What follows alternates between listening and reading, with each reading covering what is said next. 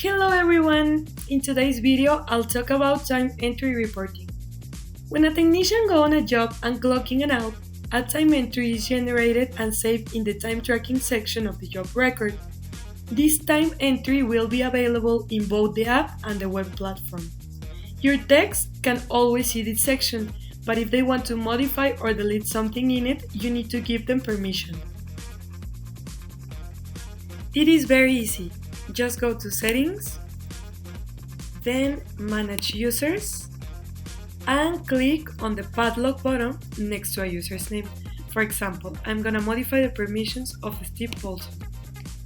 In here, in Time Entries, I'm gonna let him create and modify or delete any time entry, and then I will click on Update Permissions.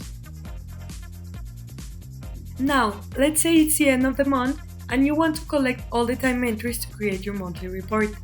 Kickserv gathers any time entry logged on a job in the timecards report, which is in Reports, in the Finance section, and in here in Timecards. Now, you have some options. You can select the time range, you can select also the employees, it can be all of the employees or just one, and you can see it on the screen or download an Excel document. And then you just have to click on Run Report. Here we have it. Now, if you have a premium plan, you can customize the time entry reports. This is all for today. Thanks for watching. Don't forget to give us a like and leave a comment if you have any doubt. Bye bye!